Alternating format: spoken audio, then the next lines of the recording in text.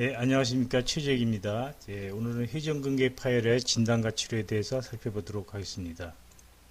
먼저 회전근개란 무엇이냐? 예, 어깨를 속에 어깨를 둘러싸고 있는 견갑하근건, 그 다음에 극상건, 그 다음에 극하건, 그 다음에 소원근을 합해서 네 개의 근육을 합해서 회전근개라고 합니다. 여기에서 보게 되면 상완 골두가 있고요. 골두 앞쪽에 견갑하근건, 위쪽에 극상건, 뒤쪽에 극하건, 소원근이 있는 모습을 보실 수가 있겠습니다. 그럼 회전근개의 기능은 무엇이냐? 그 말 그대로 어깨 관절을 회전시키는 겁니다. 어깨 관절을 내회전시키고 외전시키고 또 위쪽으로 돌리는 그런 기능을 하는데, 그 이외에도 어깨를 움직일 때 어깨 관절축이 중앙으로 유지돼서 한쪽으로 빠지지 않도록 하는 그런 역할을 합니다. 그래서 움직일 때 관절축을 유지하는 기능을 하고, 또 하나는 이제 회전근개의 힘의 벡터 방향이 다 그 상완 골두를 아래쪽으로 당기는 방향으로 이제 작용을 해서 팔을 올릴 때 상완 골두가 견봉에 부딪히는 것을 예방하는, 충돌 예방하는 중요한 기능을 갖고 있는데, 이것이 이제 아주 그 회전근개가 자체적으로 손상되지 않고 충돌 증후군이 생기지 않는 중요한 기능입니다.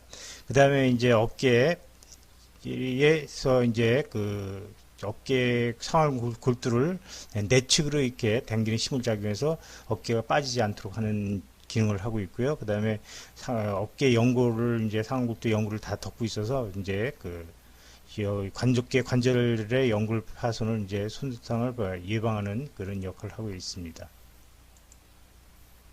회전근개 파열이란 무엇이냐 하면 그 회전근개의 그 연속성이 끊어지는 거죠. 전체 연속성이 끊어지는 건데, 이렇게 일부분 이제 부분적으로 파열될 수도 있고 조금 더 광범위하게 파열된 거고, 이것은 더 광범위하게 파열돼서 상완 골두의 관절이 이렇게 노출된 그런 결과를 초래한 모습이고요. 여기에서는 아주 상당히 크게 회전근개가 파열돼서 이두박근 장두를 제외한 나머지 극장근하고 견갑하근근이 모두 파열되어 있는 그런 모습을 보여주고 있습니다.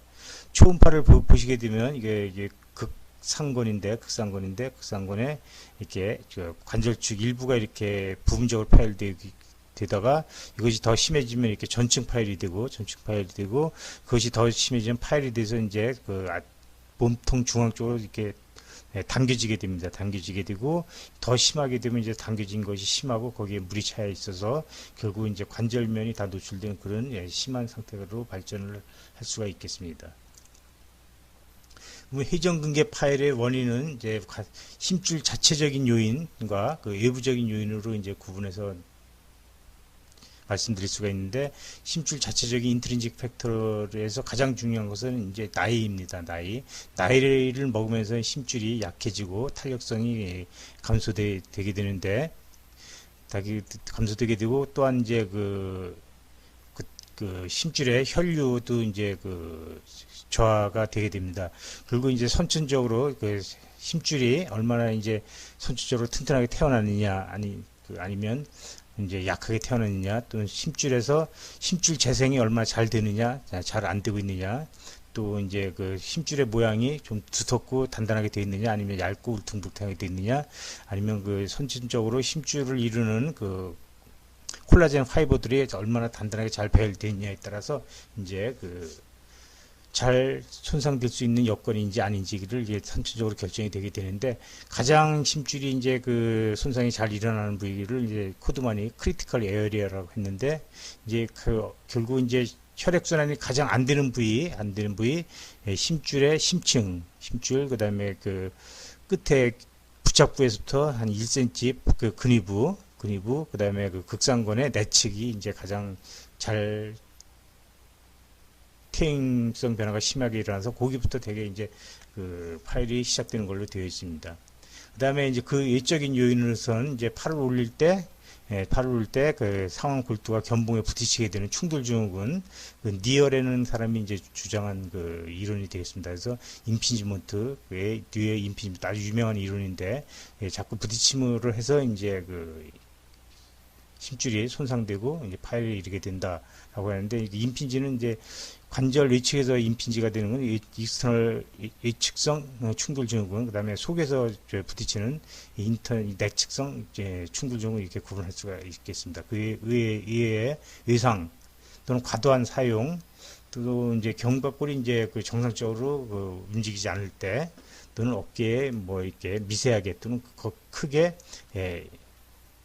인스테빌리티가 있을 때 이제 그 파열이 될 수가 있는데, 그러니까 인트린직 팩터하고 익스트린직 팩터가 이제 다 조합해서 결국 충돌 파열이 일어나게 되는데, 이런 인트린직 팩터는 사실 우리가 어떻게 좋게 만들 수 있는 여지가 없단 말이죠. 그래서 결국은 회전근개 파열에 있어서 상당히 중요한 요인이 인트린직 팩터임에도 불구하고, 인트린직 팩터는 우리가 어떻게 교정할 수 있는 방법이 없으니까 결국은 우리가 교정할 수 있는 것은 익스트린직 팩터다. 그래서 회전근개 파열에 있어서 익스트린직 팩터가 중요하다라고 이제 말씀드릴 수가 있겠습니다. 이 논문은 그러니까 이제 그전에는 임피지먼트가 모든 거 회전근개 파열의 원인이라고 생각했는데, 그거 갖고는 이제 그 뭐 나이나 뭐 때에 따라서 회전근개 파열이 증가되고 그런 걸 설명할 수가 없단 말이죠. 그래서 이제 그전에는 임피지먼트를 회전근개 파열이랑 동의어를 이제 사용했는데, 이제 그렇게 이제 많은 연구에서 그것이 아니고, 이제 임피지먼트라는 용어보다는 회전근개 디시즈, 회전근개가 결국 이제 그 나이 먹음에 따라서 퇴행성 변화에 따라서 파열에 될 수 있는 조건을 만들어지는 경우다라고 해서 회전근개 디시즈라고, 회전근개 병이다라고 이제 칭하자, 뭐 그런 논문이 되겠습니다. 회전근개 파열의 메커니즘을 아까 말씀드린 대로 그 회전근개 퇴행성 변화나 파열의 원인을 익스트린직 외부적인 요인과 내부적인 요인으로 나눌 수가 있는데, 내부적인 요인에서는 가장 중요한 게 나이, 그 다음에 선천적으로 어떻게 심줄을 어떤 성질을 갖게 태어나느냐가 이제 중요한 거고, 여기에서 이제 결국 이제 과도하게 사용하게 되는 것은 이제 그 외부적인 요인에서도 적용될 수 있고, 내부적인 요인에서 적용될 수가 있겠습니다. 그래서 이제 내부적인 요인으로서는 심줄의 그 혈액순환 정도, 그다음에 텐던의 바이오로지라는 것은 이제 텐던이 손상되고 재생되는 것을 반복해야 되는데, 손상보다는 재생되는 것이 더 빠르게 일어나면 손상이 퇴행성 변화가 잘 안 일어날 것이고, 만약에 그 손상되는 것보다 재생되는 것이 더 늦다고 하면 이제 그 퇴행성 변화가 가속화될 수 있다라는 그런 의미가 되겠습니다. 그리고 이제 심줄이 어떤 성질을 갖고 태어나냐, 단단하게 탄력성 있게 태어나느냐, 아니면 그 탄력성이 떨어진 정도가 되느냐, 또 심줄의 모양, 두텁고 아주 일률적으로 잘 매끈하게 만들어지느냐, 아니면 그 탄성이 얇고 선천적으로 얇고 그 힘줄이 이제 좀 표면에 불규칙하게 불퉁불퉁하게 만들어지는 경우, 그 다음에 이제 그 콜라겐, 심줄에는 콜라겐 파이버가 어떤 양상을 이루고 있느냐에 따라서 이제 이게 잘 퇴행성 변화가 일어날 수 있느냐 아니냐를 결정되는 건데, 사실 이것은 이제 우리가 어떻게 결정할 수 있는 것은 아니란 말이지. 이미 선천적으로 타고난 거기 때문에. 그래서 이제 결국 익스트린직 팩터가 이제 그 중요성을 강조할 수밖에 없는 그런 상황이라면서. 그래서 익스트린직 외부적인 요인으로서는 견봉화해서 이제 충돌이 일어나는 거하고, 그 다음에 내부적에서 충돌이 일어나는 것을 이렇게 구분할 수가 있는데, 이것은 이제 해부학적 구조와 그 다음에 그 상완 골두와 견갑골의 어떤 그 바이오 생역학적인 움직임에 따라서 결정되는 거죠. 그래서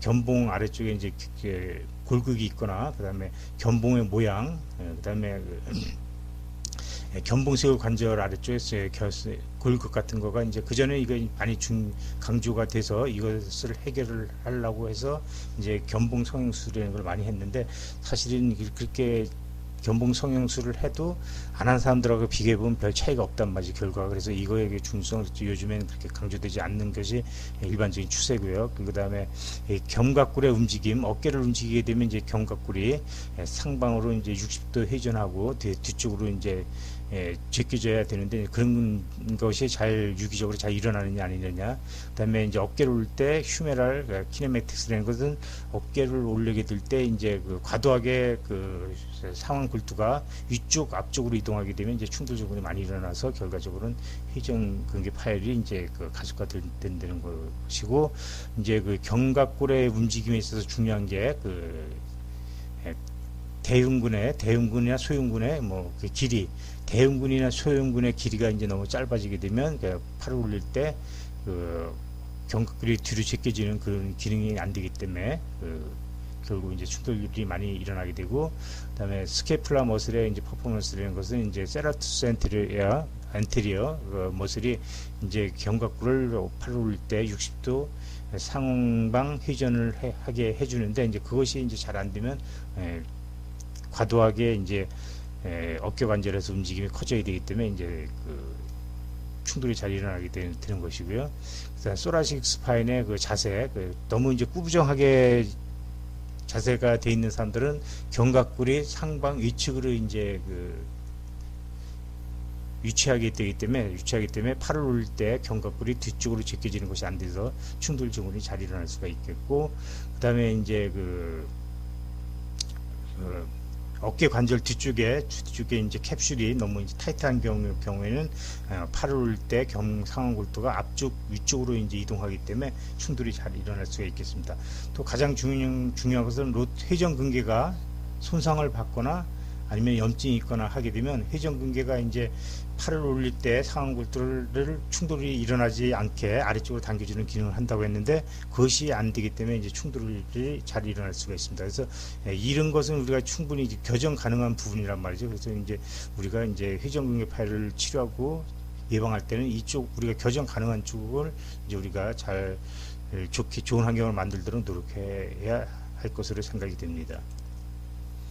회전근개 파열의 원인을 다시 이제 정리를 보게 되면, 회전근개의 내 혈액순환이 잘 안 되는 경우에 이제 그 부위에서부터 퇴행성 질환이 일어나게 되고, 심줄의 노화, 이건 뭐 우리가 불가역적인 거죠. 심줄의 나이가 됨에 따라서 이제 심줄이 혈액순환도 감소되고 심줄의 탄력성도 감소가 되기 때문에 퇴행성 변화가 나타나게 되고, 또 이제 우리가 모든 게 다 과도하게 사용한다면 회전근개의 그 손상의 원인이 될 수가 있습니다. 그래서 이제 반복적으로 팔을 들고 하는 작업을 하는 경우, 또는 테니스나 배드민턴, 야구, 배구, 농구 선수 같은 경우에 반복적으로 손을 어깨를 위로 들어야 되니까, 그런 경우에 이제 다른 사람보다 많은 회전근개 손상이 발생할 수밖에 없습니다. 그 다음에 이제 예상 손을 뻗어서 짚고 넘어지는 경우, 특히 이제 뒤쪽으로 짚고 넘어지는 경우에 이제 회전근개 파열이 잘 일어날 수가 있겠고요. 또 어깨에 직접적인 타박을 심하게 받는 경우에도 손상이 일어날 수가 있겠습니다. 그 다음에 회전근개 파열의 하나의 원인에서 아까 말했던 충돌 증후군, 이제 견봉이 상완골두가 견봉하고 부딪히는 것, 또는 상완골두의 회전근개 심층이 관절순하고 이제 부딪히는 걸 비협착성 충돌증후군이라고 하는데, 이런 경우에도 이제 충돌증후군이 잘 일어날 수 있어서, 충돌증후군이 일어나면 회전근개 파열이 일어나고, 회전근개 파열이 있으면 충돌증후군이 더 일어날 수 있는 그런 악순환적인 요소가 있다는 것을 우리가 이해할 필요가 있겠습니다. 그래서 충돌 증후군을 이제 H축부와 내측부로 구분할 수가 있는데, H축부라는 것은 이제 상완 골두가 견봉하고 직접적으로 부딪히게 되면 그 사이에 있는 조직들이 손상을 받게 된다는 것이고, 그 내측부 충돌 증후군이라는 것은 팔을 올릴 때 회전근개의 심층이 관절순이나 관절화에서 이제 부딪히는 것으로, 과도하게 팔을 뒤로 제끼는 운동을 하는 사람들, 테니스나 배드민턴 또는 야구 선수들한테 많이 발생하는 건데, 요거를 내측부 충돌 증후군이라고 하고, 이때는 이제 회전근개 파열이 내측부부터 더 시작되는 것이 특이한 소견이 되겠습니다. 그래서 충돌 증후군의 원인을 이제 구조적인 요인과 이제 이렇게 역동적인 기능적인 요인으로 이제 살펴볼 수가 있는데, 구조적인 것에서는 이제 선천적으로 타고난 어깨 관절 주변의 모양을 말하는 것입니다. 그래서 견봉이 이렇게 갈고리 모양으로 돼 있으면 잘 더 부딪힐 수 있다라고 하는데, 최근에는 그것은 뭐 큰 의미는 없다라는 것이 일반적인 추세가 되겠고요. 그 다음에 크리티컬 숄더 앵글이라는 것은 여기 어깨 관절면을 위아래 관절순을 직선을 긋고, 그 아래에서부터 이제 견봉 위치까지 이렇게 선을 그어서 이 각도를 말하는 건데, 이 각도가 이제 대개 36도 이상이 되게 되면 각도가 적은 사람보다 회전근개 손상이 유의하게 더 많이 발생하는 것으로 또 요것은 많이 일반적으로 받아들여지는 이론이 되겠습니다. 그 다음에 이제 그 견봉 아래쪽으로 이제 골극이 있거나 골극이 있거나 견봉색을 관절염에 이제 그 골극이 있는 경우에 이제 충돌 증후군이 많이 발생할 수가 있고, 또 이제 여기 그 오구돌기 견봉 인대에 석회가 되면 이렇게 수프라스피나투스 아울렛비를 찍게 되면 이렇게 뾰족한 모양을 보게 되는데, 그때도 이제 그 여기 있으면 이 사람은 회전근개 파열이 있다는 것을 간접적으로 암시해주는 중요한 소견이 되겠고, 또 이제 경험에 따르면 이런 소견을 보이는 경우는 회전근개 파열이 있을 때 보존적으로 잘 치료가 안 되는 그런 특징이 있었습니다.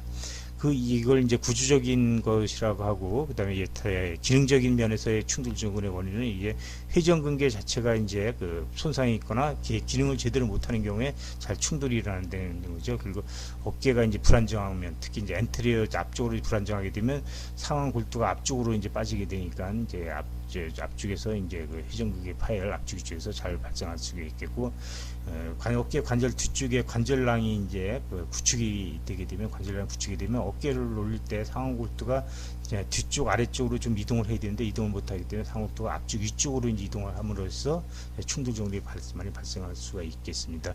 이제 그때 이제 그 어깨 관절의 인터널 로테이션이 이제 그 제한되는 것을 거드라고 하는데, 특히 이제 야구 선수들한테 많이 발생하는 그런 면이 되겠습니다. 그 다음에 견갑골 이상 운동증이라고 해서 그 어깨를 놓을 때 견갑골이 상방으로 60도 회전하고, 그 다음에 뒤쪽으로 이제 경사가 제껴져야 되는데 그것이 잘 안 되는 경우에 이제 그 회전근개 파열이 잘 발생할 수가 있겠습니다. 충돌 증후군이 발생하는 것은 이제 이렇게 1기, 2기, 3기로 이렇게 나누는데 뭐 그게 중요한 사항은 아니고요. 대개 이제 처음 25세 이하 어린 나이에서는 이제 그 위로 충돌 증후군이 발생하면 점액낭이나 회전근개의 부종 또는 출혈 등 이제 가역적 병변이 생기게 돼서 잘 치료하게 되면, 잘 쉬거나 잘 치료하게 되면 이제 원상 회복이 되는 건데, 그것이 이제 더 심해지게 되면 이제 한 대개 25내지 40세에 발생한다고 하는데, 회전근개 섬유화나 비율, 회전근개가 이제 그 퇴행성 변화가 일어나고 뭐 그 파이브로시스 섬유화가 돼서 두터워지고, 또 점맥낭도 두터워져서 이제 계속 이제 염증이 생기게 되는데, 이때 이게 이제 비가역적 병변이 발생하게 되고, 거기서 이제 더 심해지게 되면 40대 50 이후에 회전근개 파열, 또 뭐 이두박근 파열, 뼈의 변화, 그래서 이제 그 아주 심한 경우에는 관절염까지 이렇게 발생할 수가 있겠습니다. 그래서 이제 우리가 어깨 병변을 이제 큰 카테고리로 이렇게 구분할 필요가 있습니다. 그래서 갑자기 심한 통증이 어깨에 발생하면서 이렇게 어깨를 못 올리거나 뭐 그렇게 할 때는 대개 이제 석회성 건조염일 가능성이 많습니다. 회전근개에 석회가 끼면서 그 염증을 일으켜서 이제 2차적으로 심줄염증 또는 점맥낭염, 활액막염을 일으킬 수가 있겠고요. 관절 가동 범위 제한을 보이는 경우는 대개 이제 프로즌 숄더 50견 또는 뭐 이제 관절 자체에 시노바이티스나 관절염이 있을 때 관절 가동 범위 제한이 발생하고, 그 외에 나머지는 대부분 가장 중요한 원인 이제 충돌 증후군에 의해서 생기는 점맥낭염이 2차적으로 점맥낭염이 생길 수가 있고, 권초염도 생길 수가 있고, 힘줄의 파열이 생길 수가 있겠고, 활액막염도 2차적으로 생길 수가 있겠고, 더 심하게 지속이 되면 아스로패스의 관절염에서 관절 기능 부정까지 발생할 수가 있는데, 대개 이제 이런 세 개의 카테고리로 나눠서 이제 우리가 진단하고 치료하는 방향을 잡으면 이제 좀 도움이 됩니다.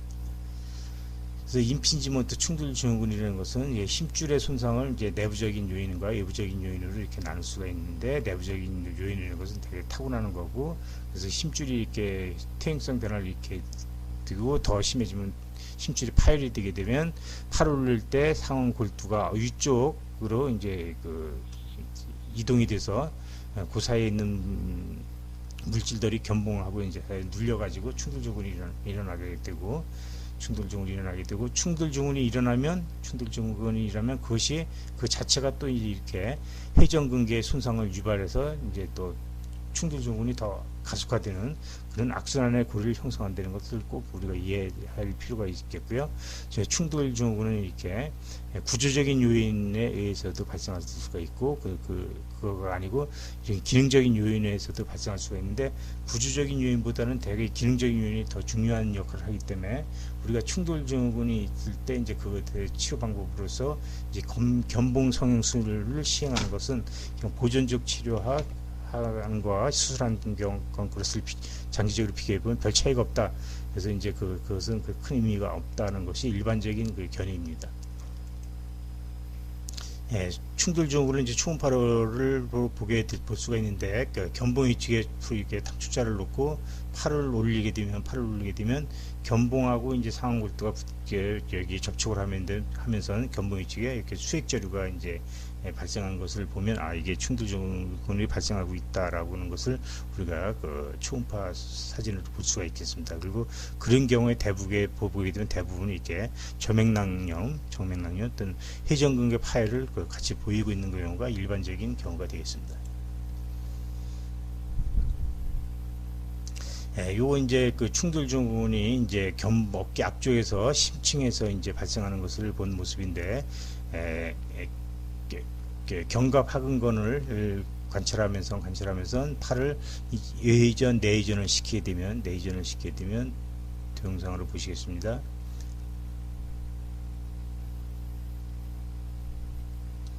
외전 내전을 시킬 때 이렇게 관절순과 관절순이 견갑하근건의 심층하고 부딪히는 그런 모습을 볼 수가 있겠습니다.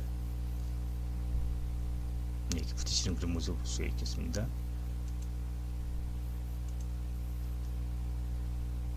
요것은 이제 관절 뒤쪽에 이제 수평으로 이제 극하건을 보는 위치에 프로브를 대고 팔을 이제 내전과 외전을 시키게 되게 되면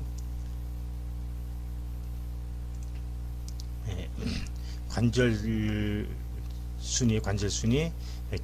극하근의 심층에 이렇게 부딪히는 그런 모습을 볼 수가 있어서 이제 이 내부적 충돌 증후군에 의한 회전근개의 심층 파열의 메커니즘을 보실 수가 있겠습니다.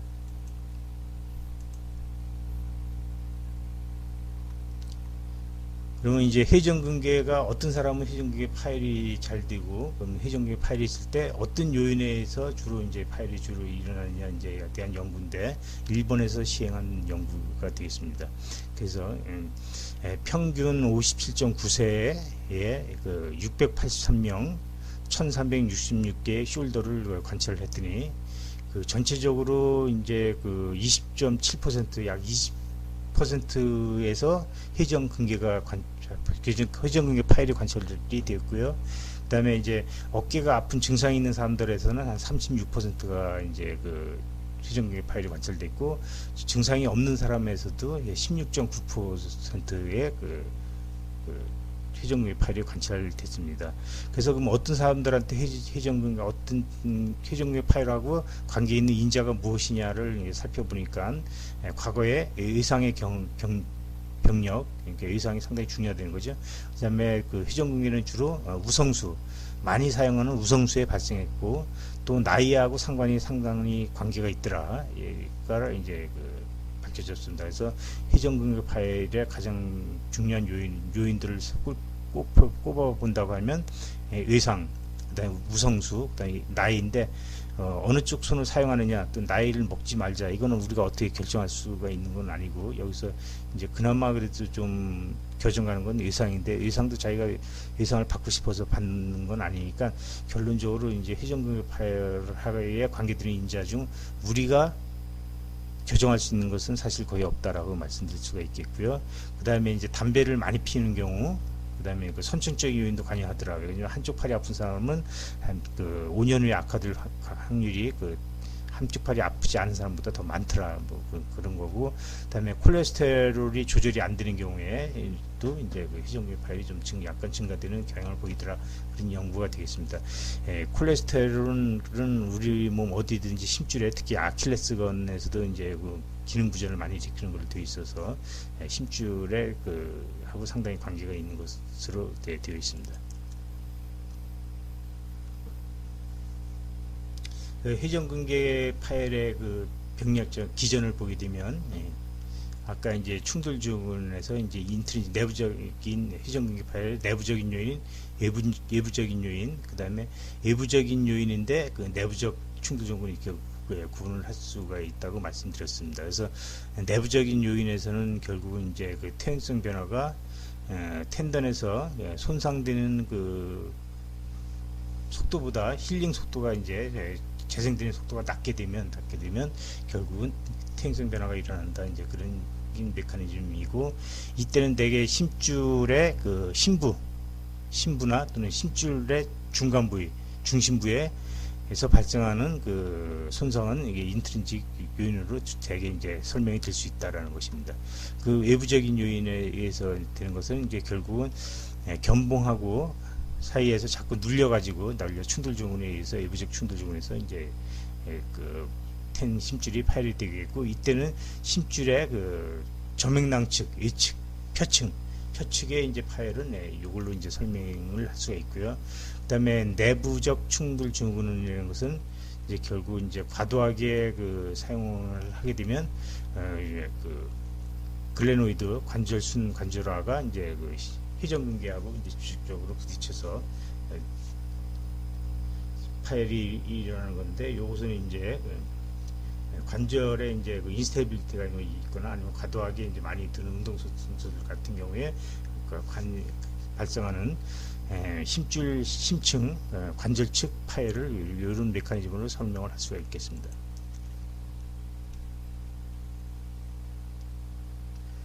이제 여러 가지 이제 이학적 검사나 병력 같은 거하고 이제 연관성을 이제 설명하는 그런 얘기가 되겠습니다. 그래서 이제 인트린직 요인에 의해서 파열이 일어나는 그런 경우에는 대개 이제 그 과도하게 사용하는 것이 그 관계되고, 과도하게 사용한다는 것은 인트린직에도 마찬가지죠. 그렇죠? 인트린직에서는 이제 어깨 위로 드는 운동이 과도할 때 더 이제 관계가 되는 거고, 통증의 그 위치가 어디에 통증을 느끼느냐, 대개 인트린직이든 익스트린직이든 대개 어깨 앞쪽 또는 위측에 이제 통증을 느끼게 되는데, 만약에 심층에서 내부적 충돌 증후군에 의해서 발생하는 경우에서는 어깨 뒤쪽에서 통증이 발생할 가능성이 높다라는 거를 기억에 둘 필요가 있고요. 그 다음에 이제 그 등 자세와 운동성하고 관계를 따져보게 되면 그 소라식 스파인의 그 운동성이 더 큰 사람들이 내부적 요인에 의한 파열이 더 많이 발생할 수 있는 반면에, 그 만약에 그 꾸부정하고 그다음에 그 흉추의 운동성이 적은 사람들이 외부적인 충돌적은 더 많이 발생할 수 있다라고 이제 설명을 하고 있습니다. 그다음에 그 스케플라의 그 견갑골의 운동성하고의 관계가 되면 대개 이제 외부적인 충돌이 발생하는 경우에는 이제 그 견갑골이 어깨를 올 때 뒤쪽으로 제껴지지 않는 것이 이제 그 중요한 원인으로서 이제 제기가 되는데, 인트린직 내부적인 요인에 의해서 파열이 발생하는 경우에는 오히려 뒤쪽으로 과도하게 이제 그 제껴짐으로 해서 그 심줄에 더 큰 스트레스가 가게 된다라고 이제 설명을 하고 있습니다. 그래서 이제 심프텀 어트레이션 테스트라는 것은 이제 스케플라 로테이션이나 그런 거가 잘 안 될 때 그 인위적으로 검사자의 손으로 그 견갑골의 회전을 도와주게 되면 증상이 경감하느냐 아니냐를 보는 건데, 외부적인 요인에 의해서 그 외부적인 충돌 증후군의 요인에 의해서 이제 충돌 증후군에서 그 회전근개 파열이라는 것은 검사자가 견갑골의 회전을 도와주게 되면 대개 이제 그 통증이 감소되는 그런 양상을 보이는데, 그 내부적인 요인에 의해서 그 회전근개 파열이 손상되는 경우에는 그런 것을 보이지 않는다, 뭐 그런 거가 되겠습니다. 그리고 이제 그 소흉근이 이제 짧게 되면 그 팔을 올릴 때 견갑골이 뒤쪽으로 제껴지지 않기 때문에 충돌 증후군이 많이 발생될 수가 있는데, 이건 내부적인 요인 또는 내부적인 충돌 증후군일 때도 뭐 관계가 되는 걸로 되어 있고요. 그다음에 그 회전근개 파열, 회전근개의 기능을 보게 되면 뭐 어떤 원인이든지 이제 회전근개가 손상을 받게 되니까 회전근개 기능은 다 감소되어 있고, 그다음에 그 견갑골을 움직이는 그 근육의 그 움직이는 양상을 보게 되면 견갑골이 이제 그 뭐 움직임 근육이 약할 수도 있고, 또는 이제 한편으로는 그 타이밍, 그러니까 그 어떤 시기에 어떤 근육이 이제 그 수축을 해야 되는데 너무 조기에 수축을 하거나 아니면 뭐 너무 늦게 수축하거나 그런 거가 이제 외부적인 충돌 조건하고는 관계가 있더라는 뭐 그런 얘기가 되겠습니다. 그래서 회전근개의 파열은 이제 이렇게 크기에 따라서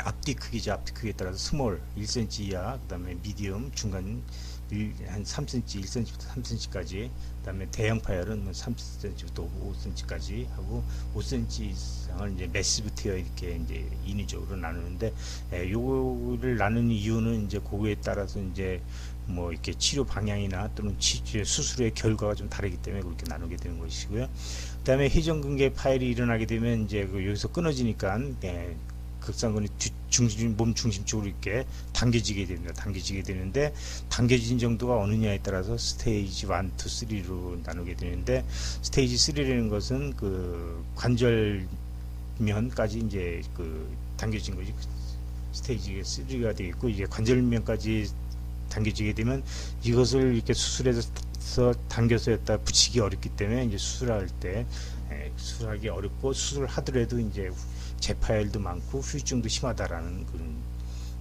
보고가 있습니다. 그 다음에 이제 그 회전근개 파열이 되게 되면 그거하고 연결된 그 근육이 아트로피가 일어나는데 그 아트로피 정도가 몇 퍼센트가 아트로피가 되냐에 따라서 스테이지 0, 1, 2, 3 이렇게 1, 2, 3 이렇게 나눌 수가 있는데, 대개 50% 이상 이제 아트로피가 일어난 것을 이제 스테이지 3라고 하는데, 스테이지 3가 되게 되면 이것은 수술에도 경과가 좋지 않은 그런 것으로 보고되어 있습니다. 근데 회전근개 파열의 빈도를 살펴보게 되면, 일본에서 나온 연구입니다.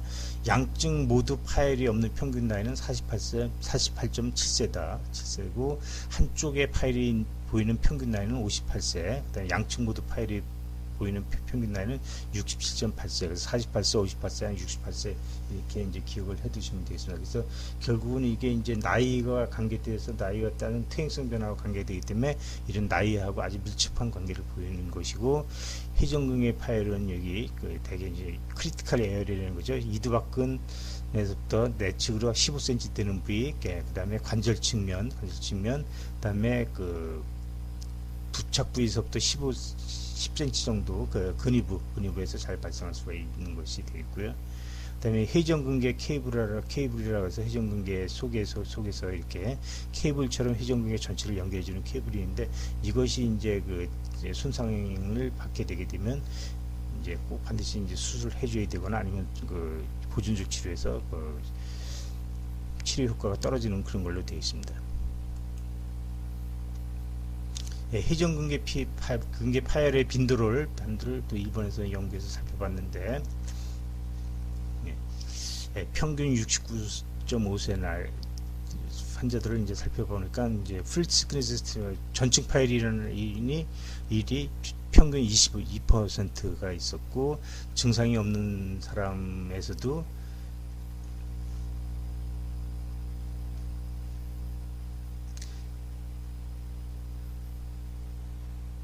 이 22.1%가 이제 풀시그니스를 보였는데, 이 중에 그 34% 약 3분의 1은 증상이 있었고, 그 3분의 2는 증상이 없었습니다. 그래서 이제 전증 파열이 있다고 해서 다 증상이 다 증상이 있는 것은 아니고, 약 3분의 1은 증상을 보이고 3분의 2 정도는 증상을 보이지 않는다는 것을 우리가 기억해 둘 필요가 있고, 그러니까 이제 회전근개 파열이 있다고 해서 다 나쁜 것은 아니고, 회전근개 파열이 있는 것도 잘 치료를 하게 되면 이제 대부분 이제 증상이 없는 상태로 호전이 된다는 것을 우리가 유추해 볼 수가 있겠고요.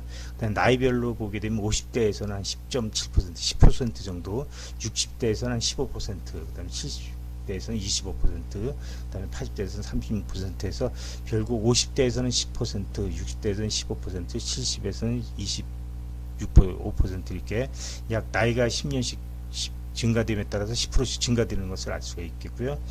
그 다음에 이제 이거 재밌는 건데 이게 증상이 있는 사람하고 이제 없는 사람을 구분해 보니까 나이가 젊을수록 나이가 50대일 때는 회전근개 파열이 있는 경우에 한 50% 정도에서 이제 증상이 있었는데 나이가 더 많은 사람들은 더 나이가 들에 따라서 증상 발현이 더 낮더라. 그래서 3분의 1 정도만 통증이 있고 3분의 1은 통증이 없다. 그래서 나이가 드신 분들일수록 이제 잘 관리가 되고 그러면 증상 없이 잘 치료가 될 수도 있다는 것을 알려주시는 그런 소견이 되겠습니다. 요건 이제 미국에서 이제 시니어 은퇴한 운동선수들로 이제 구성된 운동에 비슷한 게 있는데 거기에 참여했던 사람들을 갖고 이제 연구를 한 논문이 되겠습니다.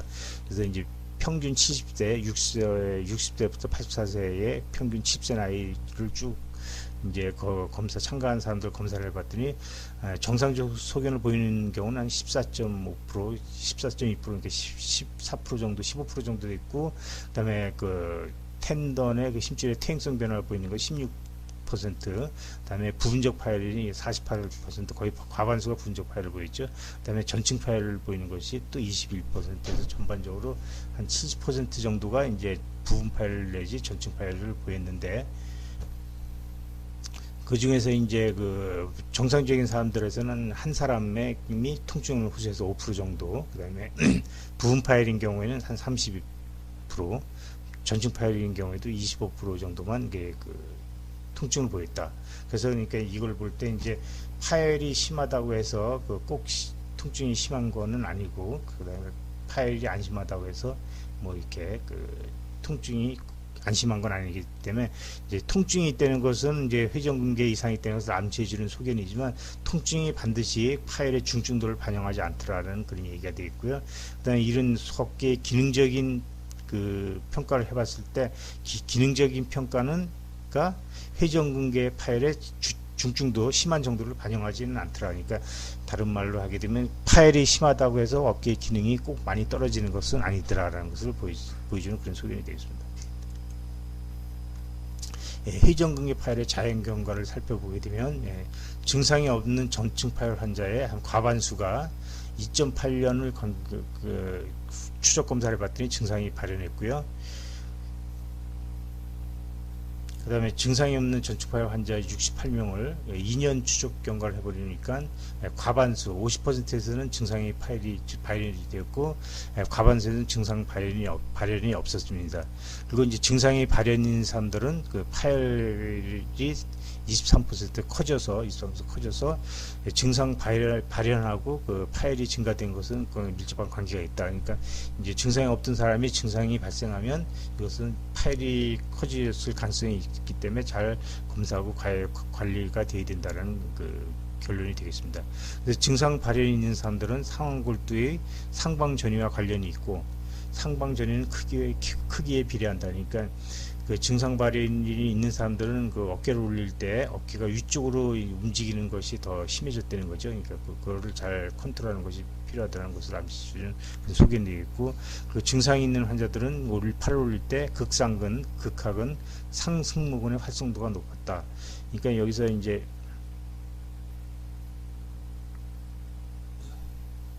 우리가 요걸 갖고 이제 우리 특히 이제 상승모근 같은 경우에는 이제 너무 과도하게 이제 경직이 되게 되면 견갑 쇄골을 위쪽으로 잡아당겨서 견갑골이 뒤쪽으로 제껴지는 것을 이제 억제하기 때문에 이제 상승모근 활성도가 높았던 걸로 생각이 되고, 이런 극상근, 극하근에서는 이제 심줄의 연결성이 이제 손상이 돼서 기능을 잘 못하니까 과도적으로 근육만 수축하는 그런 결과를 보인 것이 아닌가 생각이 됩니다. 그 다음에 이제 증상이 없는 환자들은 증상이 있는 환자보다 내전 시 견각하근의 활성도가 높았다. 그래서 견각하근의 활성도가 높았다는 것은 이제 어깨의 중심을 앞쪽 뒤쪽으로 잡아당기는 축으로 볼 때, 앞뒤축으로 볼 때 중심을 잡아주는 중요한 역할을 하는 것이 견갑하근이기 때문에, 그리고 좋은 영향을 주는 것으로 생각이 되고, 여기 이제 이 증상이 없는 사람들은 상승 부분의 활성도가 낮았다. 그러니까 어퍼 트라페즈 상승 부분의 활성도는 어느 경우에도 도움이 안 되니까 우리가 그 약하게 감소시키는 것이 회전근개 파열 치료에 도움이 된다는 것을 알 수가 있겠습니다.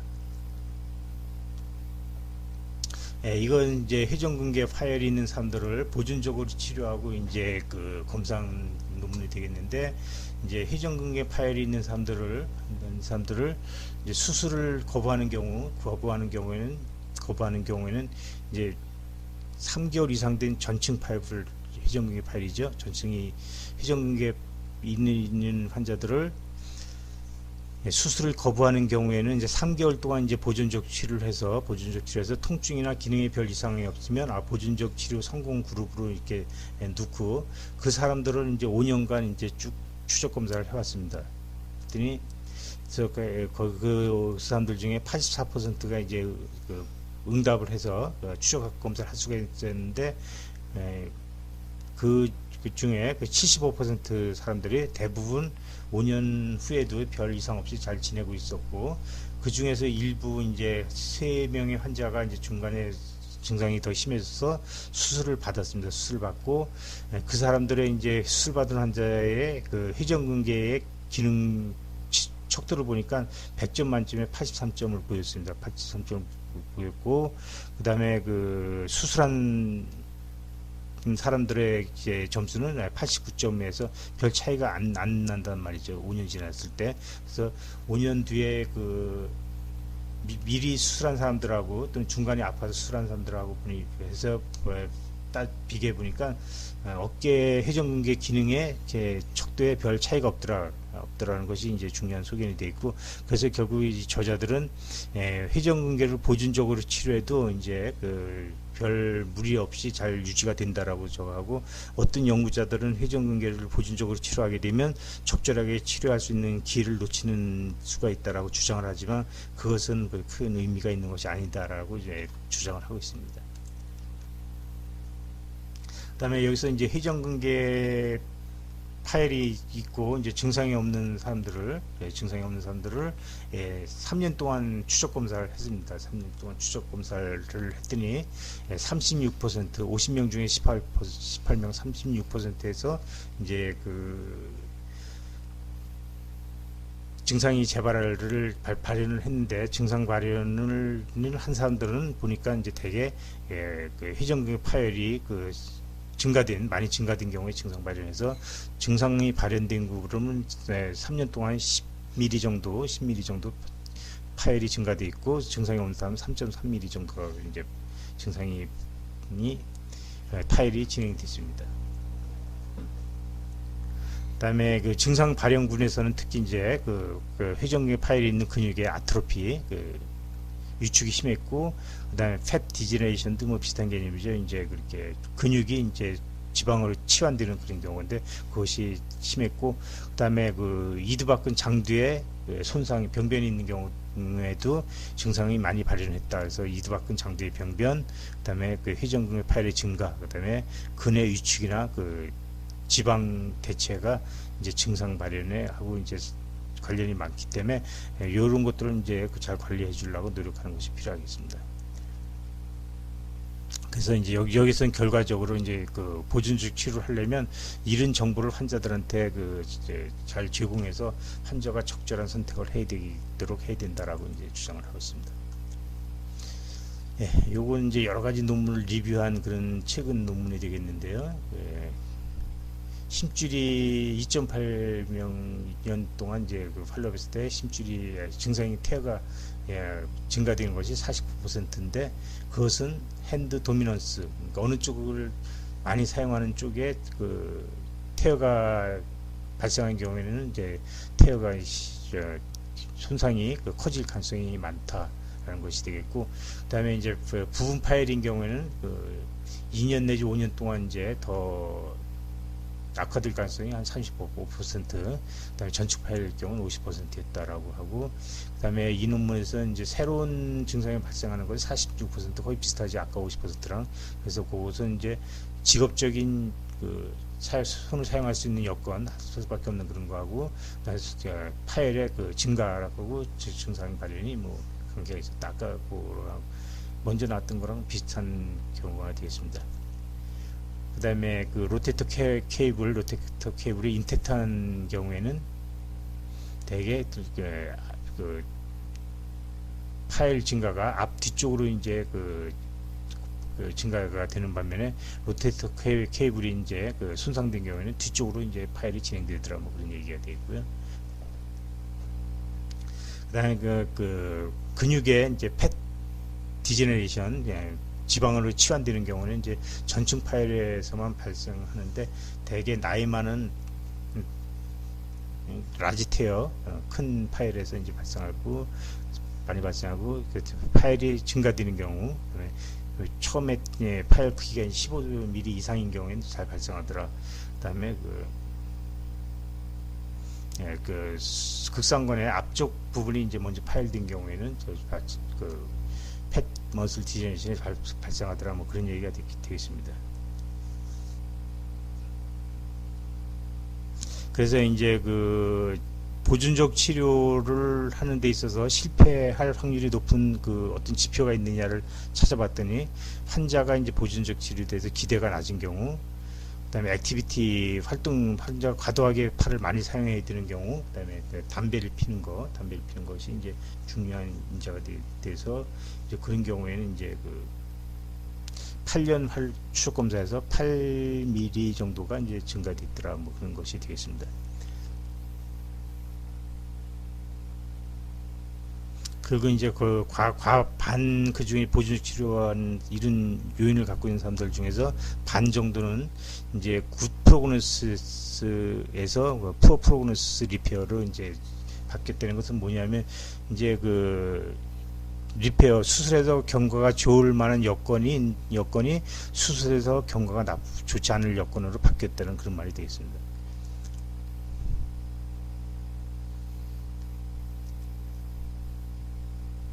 예, 이거는 일본에서 나온 논문인데요. 이제 그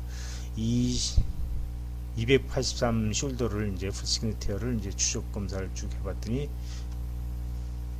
65.4% 3분의 2에서는 증상이 없었는데, 예, 증상이 어떤 사람들이 증상이 이제 주로 발생하느냐는 것은 도미넌트암, 그다음에 그 충동증후군 징후가 있는 경우, 특히 또 이제 익스터널 로테이션에 유크니스가 있는 경우, 어깨 관절에 의전의 근약증이 있는 경우에 증상이 많이 발생하더라, 뭐 그런 것이 되겠습니다. 그래서 우리가 보존적 치료를 할 때는 임피지먼트를 잘 치료해주고, 또 익스터널 로테이션 근육을 잘 활성화시켜서 그 액티베이션 시키는 것이 치료 방향의 하나가 되겠습니다. 회전근개 파열 증상을 보게 되면, 이제 대부분이 어깨 통증이죠. 기본적으로 어깨 통증이고, 어떤 사람은 그다음에 힘이 없다는 거, 그다음에 뭐 손을 뻗어서 뭐 들질 못한다, 또는 손을 들고 작업을 오랫동안 하지 못해서 자꾸 내려야 된다, 또는 어떤 사람은 어깨에서 소리가 난다, 또 걸리는 느낌이 난다, 뭐 그렇게 해서 뭐 이것 중에 한두 가지가 있거나 이거 조합으로 이렇게 증상을 호소하게 됩니다. 그래서 어깨 통증을 살펴보게 되면, 어깨에 대개 상박부 앞쪽이나 H계 이제 통증이 이제 호소하게 되고, 더 심하게 되면 팔꿈치, 손목까지도 통증이 나타날 수가 있고요. 그 다음에 이제 그 설거지나 뭐 컴퓨터 등을 할 때 팔을 들고 있는 자세에서 이제 그 통증이 발생해서 오랫동안 들고 작업을 하지 못한다, 뭐 그렇게 얘기를 할 수가 있고, 팔을 옆이나 특히 뒤로 뻗어서 들을 때 팔에서 힘이 빠져서 물건을 놓치는 경우, 그다음에 공을 던질 때 어깨가 빠지는 듯한 느낌이 나타난다. 배드민턴 칠 때 마찬가지죠. 그다음에 대부분은 이제 그쪽 팔을 옆으로 베고 자게 되면 통증이 심해서 잠을 깨게 되죠. 그다음에 힘이 없다고 하는 것도, 이제 팔을 오래 들고 뭘 할 수가 없다. 전화를 오래 받을 수도 없고, 머리 빗기 할 때도 이제 쉬었다가 받아야 되고, 뭐 그런 겁니다. 그리고 팔을 들고 하는 작업을 할 수가 없는 거, 페인트 칠하거나 도배 등을 하는 거 일을 할 수 없게 되고, 또 이제 또 뭐 경우에 따라서 이제 고깃집에 가서 이제 고기를 먹을 때 오랫동안 고기를 잘 할 수 없다는 것도 하나의 증상이 되겠습니다. 회전근개 파열의 진단은 뭐 병력, 이학적 검사, 방사선 검사, 초음파 검사, 자기공명 검사, 관절경 검사인데 여기서 일반적으로 지금 많이 사용되는 것이 초음파 검사하고 자기공명 검사가 되어 있고요. 그다음에 가장 정확하게 보는 것은 관절경을 들여다보는 게 가장 정확할 수가 있다고 볼 수가 있겠습니다. 그래서 병력에서 보게 되면 이제 팔을 짚고 넘어졌던 외상 병력이 있는지, 그다음에 통증이 어디에 아프냐, 어깨 위쪽이 아파서 심하면 뭐 팔꿈치까지 아프고, 그다음에 이제 견갑골 부위나 목과 어깨 사이 목덜미가 아픈 건 대개 이제 목의 원인을 아픈 경우가 대부분인데 아주 드물게 이제 회전근개 파열에 있어도 볼 수가 있겠습니다. 그리고 팔을 오래 들고 있으면 통증이 나타나고 특정 동작에서 이제 특히 팔을 뒤쪽으로 제껴서 몰 들 때 힘이 빠지는 증상이 나타난다는 것은 많이 볼 수 있는 그런 적고, 대개 이제 초기에는 관절 가동범위 제한은 없으나 이제 그게 심해지면 나중에 관절 제한이 있게 발생하게 되고, 그렇지만 이제 회전근개 파열이 있을 때 팔을 들고 있을 때 손가락이 저리지는 않다. 그래서 팔을 들고 있을 때 손가락이 저리다고 한다면 이건 손목 터널 증후군의 증상일 가능성이 많겠습니다. 예, 방사선 검사, 이학적 검사는 이제 앞쪽에서 다른 부분에서 이제 자세히 볼 것이고, 이제 방사선 검사를 하게 되면 대부분 이제 봐서는 뭐 큰 이상이 없는 그런 소견을 보이게 되는데, 여기에서 보게 되면 견봉하고 극상근이 본 대결절에 이렇게 하얗게 변하는 경화된 스클레로틱한 체인지를 보게 되면 이것도 이제 충돌 증후군을 암시하는 간접적인 소견이기 때문에 이것도 회전근개 파열이 있을 것이라는 암시해주는 소견이 되겠고요.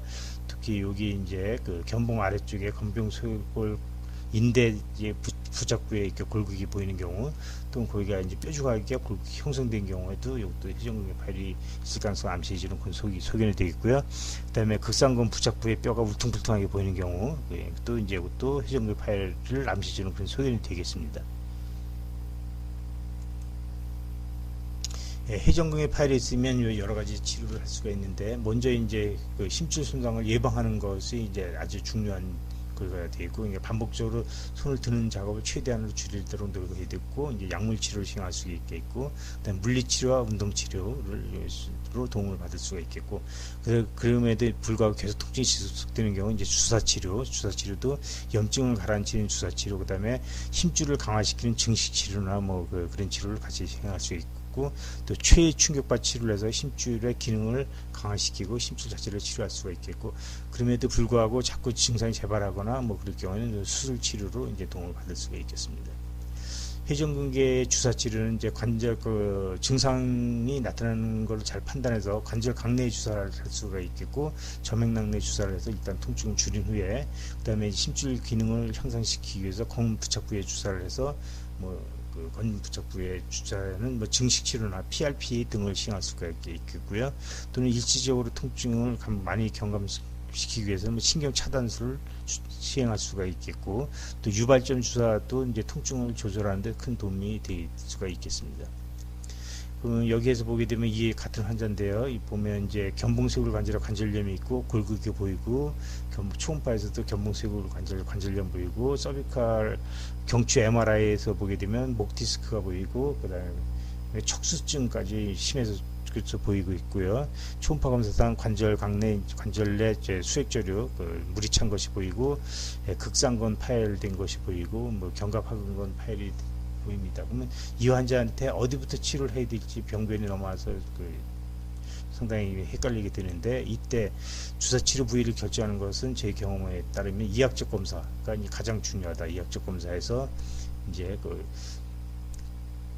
관절낭 패턴이냐 비관절낭 패턴이냐를 검사하는 거, 초음파 검사에서 점액낭에 더 물이 찼느냐 아니면 관절 내에서 찼느냐를 보는 거고, 빈도는 높은 질환, 저 같은 경우 제 경험에 따르면 대개는 관절 내에 주사라는 것이 점액낭 내에 주사하는 것보다 대부분 치료 효과가 좋았기 때문에 좀 어디에 주사할지 헷갈리고 잘 모르겠다 그러면 저 같은 경우에는 관절 내 주사를 시행을 하게 됩니다. 주사 치료 부위를 결정할 때 관절 가동 범위 제한이 있는데 캡슐라 패턴이다, 관절낭 패턴이다라고 하는 것은 익스터널 로테이션 제한이 에비덕션 로테이션 제한보다 더 클 때, 말하는 것이고, 그 다음에 이제 초음파 검사했을 때 이두박근 주위에 수액저류가 많다 그러면 인트라아티큘러 인젝션을 하게 되고, 관절 가동 범위 제한인데 넌캡슐라 패턴, 즉 이스터널 로테이션 제한보다 어깨 에비덕션 의전 제한이 더 크다, 또는 그 초음파 검사할 때 버사의 입주전이 더 크고 임신지먼트 소견을 뚜렷하게 보이더라 할 때는 버사에다 인젝션을 하게 됩니다. 관절 가동 범위 제한은 뚜렷하지 않은데 저항 검사에서 파지티브 소견을 보여서 텐던의 테어나 심줄의 파열이나 뭐 그런 텐드노시스를 보이게 될 경우에는 그 경우에는 다시 유해 같은 검사를 해서 어느 것이 더 그래도 미세하게나마 더 우세하느냐에 따라서 관절 가동 범위 제한 인트라아티큘러 인젝션 또는 버사이드 인젝션을 할 수도 있고, 경우에 따라서는 텐던의 그 건 부착부, 텐던의 본 부착부에다가 이제 그 주사를 할 수도 있겠습니다. 그다음에 석회화성 건체염을 보이는 경우에는 대개 이제 그 바늘로 석회를 이제 깨는 작업을 먼저 하고, 그다음에 저명낭에다 이제 주사를 시행하게 됩니다.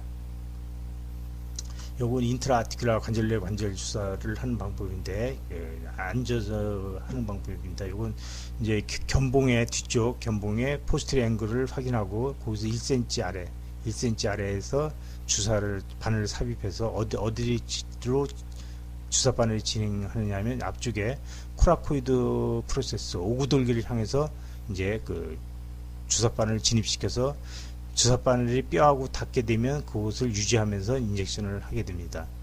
그래서 이제 동영상을 보게 되면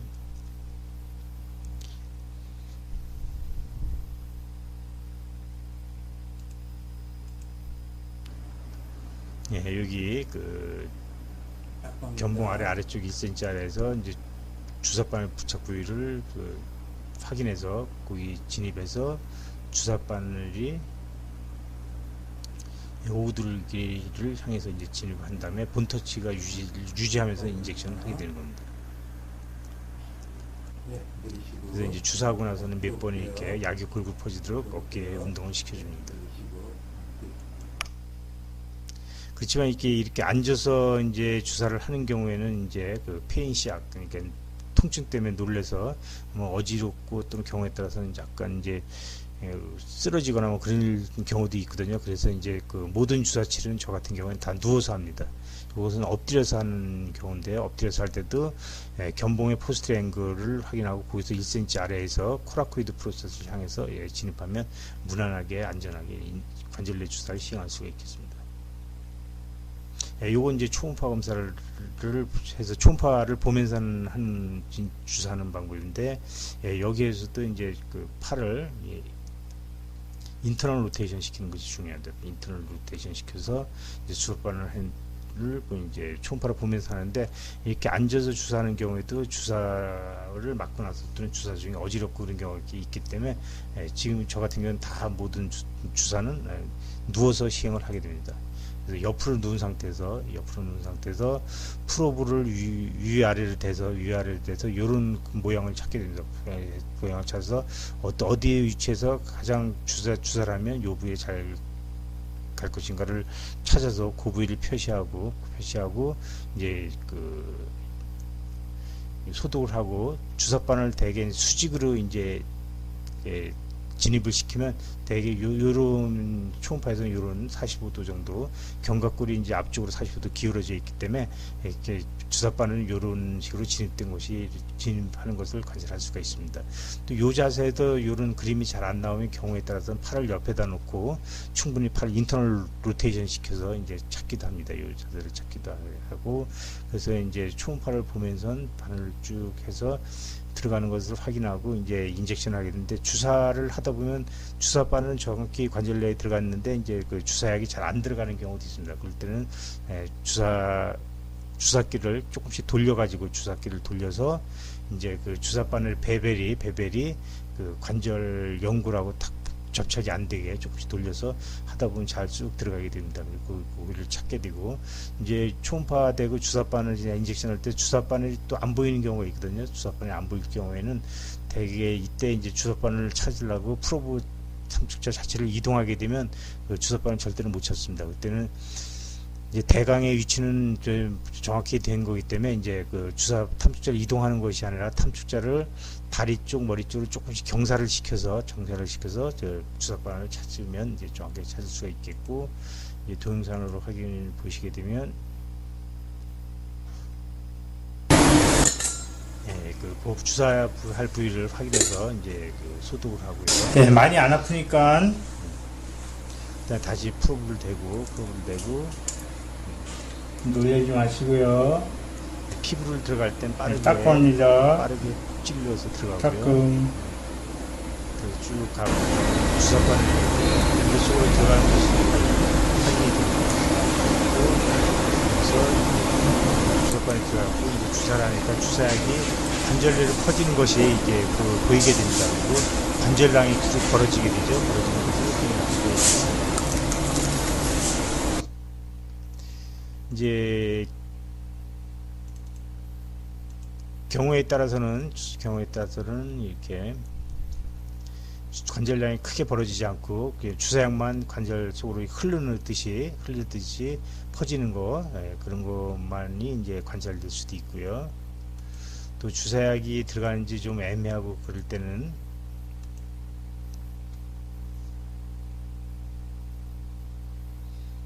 좀 흘리는 게 보이긴 하는데 좀 애매하다 그럴 때는 칼라 도플러를 켜서 관찰을 하게 되면 주사액이 관절 속으로 이제 흐르는 것을 잘 관찰할 수가 있습니다. 이렇게 하면 이제 정확하게 이제 그 관절내 주사를 시행할 수가 있기 때문에 트리암신을 주사약의 반만 써도, 통상적인 양의 반만 써도 좋은 치료 효과를 얻을 수가 있습니다. 그래서 트리암신을 20mg 정도만 써도 이제 충분히 좋은 치료 효과를 얻을 수가 있겠습니다. 그다음에 이제 저명낭에 이제 주사를 할 때 블라인드하게 할 때는 대개 이제 손으로 눌러봐서 가장 아픈 부위를, 범위를 정해서 가장 아픈 부위, 그 가운데 가장 아픈 부위를 향해서 바늘을 진입시켜서 본 터치가 되면, 뼈가 닿게 되면 약간 릴리즈한 상태에서 이제 인젝션을 하게 되면 주사약이 수월하게 들어가게 되어 있고요. 그다음에 견봉 아래쪽으로 할 때는 그 견봉의 아래쪽 마진 한 1cm 아래쪽에서 약간 한 10도 내지 15도 상방으로 이렇게 해서 이제 진입시켜서 이제 인젝션 하면 이제 정확하게 할 수가 있는데, 이때도 이제 앉아서 하면 안 되고 이렇게 뭐 기대거나 이렇게 누워서 하는 것이 어지러움을 페인샥을 없애는 그런 좋은 치료 방법이 되겠습니다. 초음파 보고 할 때도 이렇게 보통 책에 나오는 건 다 이렇게 앉아서 뒤에서 하는 방법인데, 이렇게 하게 되면 어지럽거나 쓰러지거나 그런 경우가 될 수가 있어서 이렇게 누워서 항상 해서, 누워서 할 때는 특정하게 어느 부위에다 주사를 해야 된다 그런 건 없고요. 초음파로 봐서 저명낭이 가장 많이 벌어진 부위를 찾아서 그 부위에다 프로브를 대고 무조건 그 주사 바늘이 프로브와 평행하게 들어가게 됩니다. 뭐 이렇게 할 수도 있고 이렇게 할 수도 있는데, 어찌된 경우에든 주사 바늘이 이제 프로브하고 평행이 돼야 주사 바늘이 잘 보이게 됩니다. 주사액이 들어가는 동영상인데요. 이렇게 주사할 때 주사액이 들어가면서 전체적으로 저명량이 이렇게 팽창이 돼야 제대로 주사가 되는 거지, 국수적으로 볼록하게 올라가게 되면 그건 저명량이 제대로 들어간 주사가 아닌 것을 기억해 둘 필요가 있습니다. 그 다음에 이제 건 부착부를 그에다가 부착부에 주사를 할 수가 있는데, 대개 똑바로 누운 상태에서, 팔을 누운 상태에서 손을 안쪽으로 돌리고 극상건의 부착부, 그 견갑하근건의 부착부를 주사할 수가 있고요. 이 상태에서 팔을 바깥으로 이스턴 로테이션 시켜서 또 안쪽에서 주사를 하게 되면 견갑하근건의 부착부를 한 자세를 바꾸지 않고 다 한 자세에서 다 할 수가 있겠습니다. 그래서 이때는 이제 그 뭐 스테로이드 주사를 인젝션 할 수도 있지만, 대개는 이제 프롤로 증식 치료할 때 또는 PRP 주사를 할 때 이 방법을 하게 됩니다. 초음파를 보게 되면 이렇게 건의 부착부에다 인젝션을 하게 됩니다. 그 다음에 석회화성 건초염이 있는 경우에는 먼저 이제 바늘로 석회를 깨주고 그 다음에 이제 저명낭에 주사를 하게 되는데,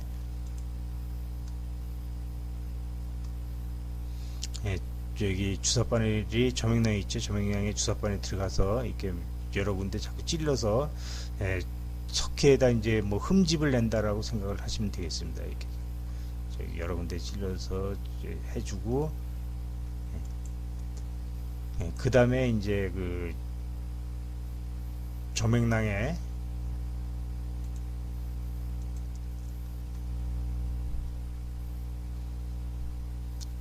주사를 하게 되는데 요 순서를 바꿔서 해야 됩니다. 먼저 조명낭에 주사를 하고 그 다음에 이제 그 멀티플 니들링을 해주는 것을 하면 더 이제 니들링 할 때 통증이 더 줄어드는 것을 이제 우리가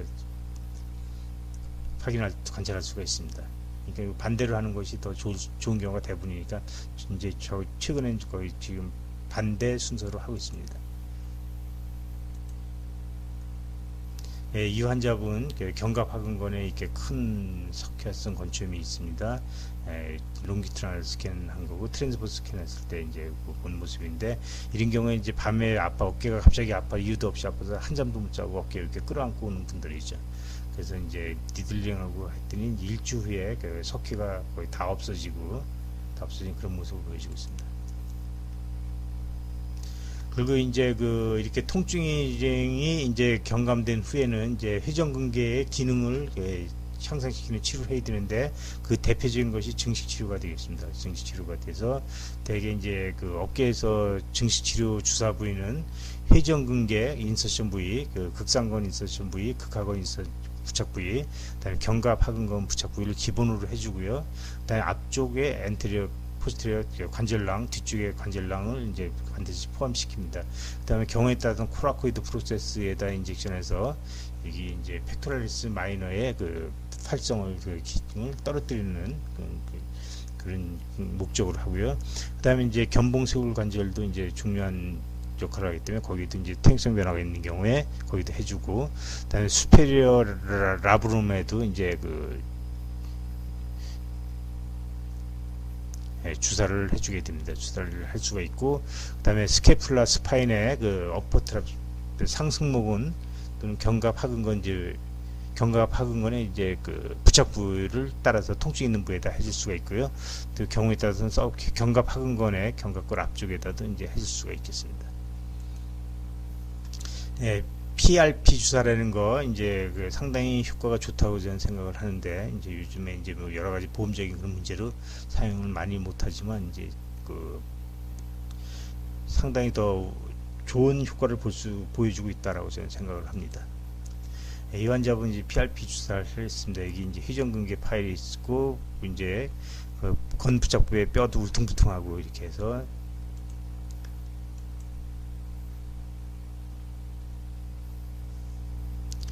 그 부에다가 이제 PRP를 뽑아서 이제 심지 주변에 부착부 주변에다가 이제 멀티플하게 인필트레이션을 해드렸습니다. 하고 나서 요게 이제 3월 18일 날이고, 요건 6월 2일이니까 한 3개월 정도 지났죠. 처음에 왔을 때는 이게 뼈도 울퉁불퉁한 게 심하고 심줄도 많이 보이고 전체적으로 에코가 떨어져서 까맣게 보이고 그랬는데, 이제 나중에 한 개월 정도 지난 다음에 보면 이렇게 되면 심줄이 좀 하얗게 보이고, 그다음에 건부착부에 까맣게 울퉁불퉁하게 보였던 것도 좀 줄어들고, 심줄의 부종도 줄어드는 그런 모습을 보여주고 있습니다. 그 다음에 이제 뭐 이렇게 극하건, 극상건 또는 상승모근에 이제 국소적 압통점 주사법을 시행하는 것도 통증의 증상을 감소시키는데 도움이 됩니다. 그 다음에 이제 잘 사용은 안 하지만 이제 통증이 아주 심한데 잘 조절이 안 되는 경우에는 신경 차단술을 사용하게 되는데, 3견갑 차단술을 이제 국소 맞추제랑 해서 초음파를 보면서 이렇게 하게 되는데, 초음파를 이렇게 봐서 이렇게 라브룸 그 다음에 글레노이드 뒤쪽에 이렇게 움푹 들어간 부위를 이제 찾게 됩니다. 그러면 그 부위 심부로 이제 아트리하고 신경이 지나가기 때문에 그거를 찾아서 내측에서 외측으로 초음파를 보면서 이제 주사치를 시행하게 됩니다. 애과신경 차단술은 뭐 거의 시행을 안 하고요. 한다고 하면 이렇게 애과신경 초음파를 위측에서 유야를 되게 되면 이제 여기 극하근이 보이고, 그 다음에 테레스 마이너 소원근이 이렇게 보이고, 소원근 말단에 이제 뒤쪽 포스텔 서컴플렉스 아트리가 지나가고, 그 사이에 이제 엑시라인 러브가 지나가기 때문에 꼭 해야 된다 하면 초음파를 보고 이제 이렇게 하면 되겠습니다.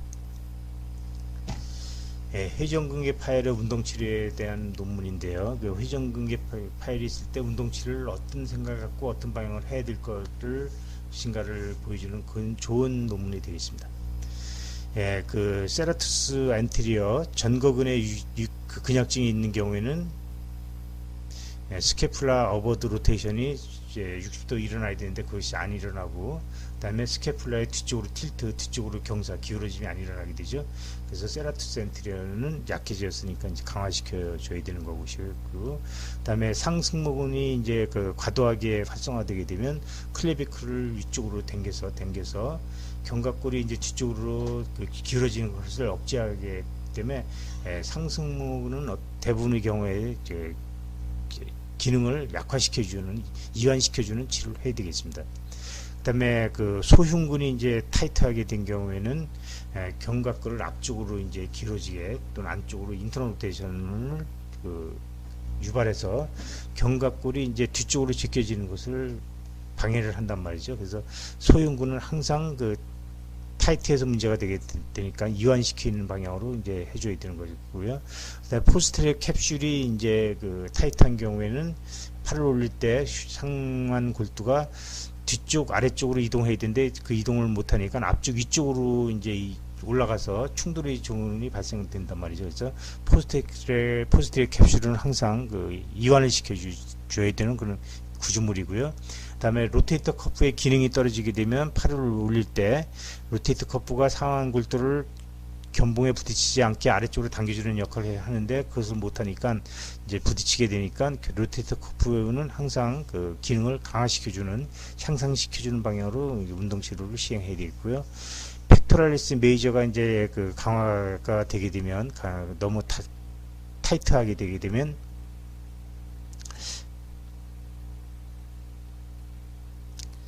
그 이제 어깨를 올릴 때 그 쇄골이 그 리트랙션 뒤쪽으로 기울어지는 것을 막아주고, 그다음에 팔을 올릴 때 약간 상완 골두가 이제 터미널에서 이스터널 로테이션이 약간 돼야 되는데 그것을 방해를 합니다. 그래서 팩토랄리스 메이저도 항상 이제 이완시켜야 되는 그런 구조물이 되겠습니다. 그다음에 그 등이 꾸부정한 경우에는 견갑골이 상방 H축으로 이제 위치하게 돼서 팔을 올릴 때 뒤쪽으로 이동하는 것을, 견갑골이 뒤쪽으로 길어지는 것을 억제하기 때문에 항상 소라식 하이포시스 꾸부정한 자세를 교정해서 어깨를 피하고 꾸부정한 자세를 교정하는 방향으로 운동 치료를 시행을 해야 되겠습니다. 그래서 이런 식으로 이제 앞쪽의 관절랑을 스트레칭 시켜줄 수 있고 아래쪽 관절랑을 스트레칭 시켜줄 수가 있겠고요. 요건 이제 뒤쪽 관절랑을 스트레칭하기 위해서 하는 건데 반드시 견갑골을 벽에다 고정시키고 해야지 그냥 하는 것은 별 의미가 없습니다. 그래서 고정시켜야 되고, 요것은 이제 슬리퍼스 스트레치라고 해서 옆으로 누워서 이쪽 팔에 이제 인터널 아래쪽으로 이쪽 팔을 눌러서 인터널 로테이션을 증가시키기 위해서 하는 검사고요. 이것은 이제 그 프로프리오셉티브 센스를 활성화시키기 위해서 하는 그런 치료가 되겠습니다.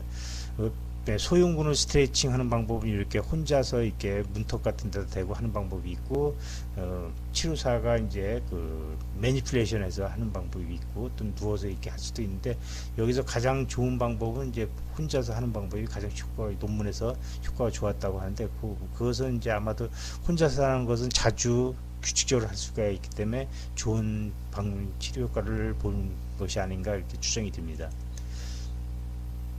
회전근개 강화 운동, 혼자 할 수 있는 거죠. 이제 다른 손으로 이쪽 팔을 위로 올리면서 이쪽 팔로 저항을 줘서 극상근의 기능을 향상시키는 거고, 이건 안쪽으로 눌러서 이제 바깥쪽으로 돌리면서 안으로 잡아 당겨서 극하근의 기능, 이건 안쪽으로 미는 거죠. 견갑하근의 기능을 향상시키기 위해서 하는 거죠. 이것도 이제 극상근 45도 어깨 45도 위쪽으로 뭐 이렇게 벨트나 스트랩을 갖고 올리는 거, 이건 바깥으로 돌리는 거죠. 밖으로 돌리는 동작을 할 때 몸통하고 어깨가 벌어지지 않도록 하는 것이 중요하고요. 그래서 경우에 따라서 고사에다 이제 타올 같은 거 껴서 그 타올이 떨어지지 않게 하는 방법을 하는 거고, 요거 이제 안쪽으로 돌리는 견갑하근의 강화 운동인데, 특히 이제 극하근의 강화 운동이 아주 중요하단 말이죠. 예. 그다음에 요건 아령 갖고 이렇게 할 수도 있는 건데, 아령 갖고 할 때 바깥으로 둘 때는 이게 팔이 벌어지지 않게 하는 것이 중요하겠습니다. 그 다음에 이제 또 견갑골 안정하라고 해서 스케플라가 이제 이제 몸통에 잘 붙게 하는 거죠. 미들하고 로 트라피치스를 강화시켜주는 그런 것이 되겠습니다. 팔을 옆으로 벌리고 엄지가 위로 올라간 상태에서 날개뼈를 서로 모으는 방향으로 힘을 주면서 어깨를 올리는 거죠. 이것도 마찬가지고 이제 그 날개뼈를 서로 모으는 방향으로 하면서 힘을 주는 것입니다. 이건 이제 어깨를 더 위쪽으로 올려서 엄지가 위로 가야 되죠. 그래서 날개뼈를 모으는 방향으로 하면서 어깨를 올리는 건데, 이건 이제 아래쪽 승모근, 하부 승모근을 강화시키는 거죠. 이건 중승모근을 강화시켜 주는 것이고, 요거는 이제 팔꿈치로 벽을 밀면서 이제 그것을 유지하면서 위쪽으로 쭉 올려주는 건데, 견갑하근을 강화시켜 주는 그런 운동이 되겠습니다. 이것도 마찬가지로 하부 승모근, 중부 승모근을 강화시켜 주는 것이고, 이건 세라토센트리어, 앞쪽으로 쭉 뻗으면서 날개뼈를 몸에다 딱 붙이는 거죠. 이거 다 앞뒤로 뻗으면서 날개뼈를 몸에다 붙이는 겁니다. 이것도 이제 손으로 밀면서 날개뼈를 몸에 붙이면서 이제 공의 위치를 바꿔서 여러 위치에서도 이제 계속 그 세라토젠트리아가 활성화되게 하는 그 프로프리셉티브 센스도 같이 활성화하는 그런 방법이 되겠습니다. 이것도 마찬가지로 위에서 균형을 유지하면서 이제 견갑골을 몸통에 붙이는 것을 계속 붙이도록 유지하는 거죠. 요거 이제 그 어깨 주변에 이제 프로프리셉티브 센스를 활성화시키는 거, 한쪽은 밀고 하면서 이제 조절할 수가 있게, 여기에서는 요 날개뼈를 몸에 붙인 자세를 할 때 치료사가 중심을 못 잡도록 이렇게 그 자극을 주면서, 그럼에도 불구하고 자세를 계속 이제 자세를 유지할 수 있도록 하는 거고, 요건 서로 밀고 그러면서 그럼에도 불구하고 이제 세라토센트리어가 몸에 딱 붙게, 견갑골에 붙게 하는 그런 운동이 되겠습니다. 전거근을 이제 활성화시키는 그런 운동이 되겠습니다. 그다음에 회전근개 파열을 운동 치료할 경우에 어떤 경우에 치료 효과가 가장 좋았느냐에 대한 좋은 논문이 되겠는데요. 위쪽에 있는 것은 이제 극상근이고, 앞쪽에 있는 것은 견갑하근근의 그 상부, 하부, 근데 뒤쪽에 있는 것은 극하근, 그 다음에 소원근이 되겠습니다. 그래서 이제 가장 경과가 안 좋았던 경우는 극상근이 파열되면서 견갑하근근의 위쪽, 아래쪽이 모두 같이 동반해서 파열되어 있는 경우에는 2년 동안 이제 운동을 시켰는데도 하나도 좋아지지 않았어요. 이제 그런 경우에는 이제 그 운동 효과가 아주 낮은 경우가 되겠고요. 대신 이제 가장 효과가 좋았던 경우는 이 경우로서 극상근하고 극하근만 이렇게 파열되어 있는 경우에는 처음에는 팔을 올리지 못했는데, 팔이 올라가는 경우가 이제 대부분이 90몇 프로가 되겠죠. 15명 중에서 14명이 팔이 올라갔고요. 그 다음에 이제 그 극상근하고 견갑하근근의 위쪽만 파열되어 있는 경우도 대개 5명 중에서 3명이 이제 팔을 올릴 수가 있어서 60%의 그 성공률을 보이는 것으로 되어 있습니다. 그래서 우리가 이제 어디가 파열되냐에 따라서 이제 운동 치료를 했을 때 이제 그 성공 정도를 예측할 수가 있겠고, 또 어떤 경우에는 그래서 이제 이렇게 대부분 안 좋아지는 경우, 극상근하고 견갑하근근의 전체가 파열된 경우에는 빨리 이제 운동 치료소 좋은 결과를 얻을 수가 없으니까 조기에 이제 수술을 의뢰하는 것이 바람직한 것으로 이제 판단할 수가 있겠습니다. 그 외의 치료 기구로서 이제 최위 충격파 치료를 많이 하게 되는데, 이것은 최위 충격파 치료도 이제 그 회전근개의 기능을 향상시키기 위해서를 한다고 보시면 되겠습니다. 그래서 이제 회전근개 파열이 있을 경우에 이제 저 같은 경우에는 대개 이제 극상근 쪽하고, 그다음에 앞쪽에서 이제 치료하고, 그 다음에 어깨 뒤쪽에서 그 관절낭 쪽을 이제 치료를 해주고, 만약에 관절 가동범위 제한이 이제 주로 문제가 된다고 한다면 대개 이제 오구들기 A측 아래 A측에서 앞쪽 관절낭 쪽 관절강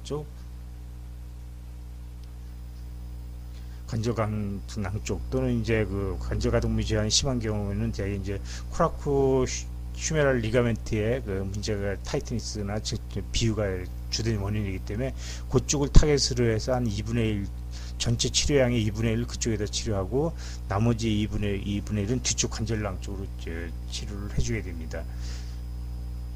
그래서 이제 병변에 따라서 그렇게 치료 양을 이제 그렇게 배분을 하게 됩니다.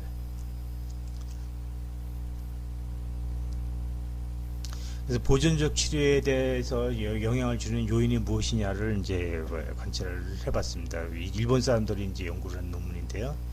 보존적 치료에 이제 좋은 치료 효과를 보이는 경우는 이스터널 로테이션이 어깨 관절의 이스터널 로테이션이 52도 이상 유지되어 있는 경우, 그러니까 이스터널 로테이션은 관절 가동 범위도 이제 중요하고 또는 이스터널 로테이션 파워도 중요합니다. 앞서도 나왔지만 이후에 그래서 이스터널 로테이션을 잘 유지하는 것이 무척 중요한 경우가 되고요. 임핀지먼트 사인이 없는 경우에는 이제 치료 효과가 이제 보존적 치료 효과가 좋았고, 뭐 근육 아트로피가 이제 적은 경우, 그러니까 78% 그러니까 80% 이상 이렇게 유지되어 있는 경우에는 대개 보존적 치료로 치료 효과가 좋았다라고 말씀드리겠고, 인트라 머스큘라 텐던이라는 것은 텐던하고 연결되어 있는 초음파로 보게 되면 이제 아주 굵게 보이는 심줄이거든요. 이제 그 심줄이 잘 유지되어 있는 경우에는 보존적 치료 효과가 좋았다라고 이제 보고를 하고 있습니다.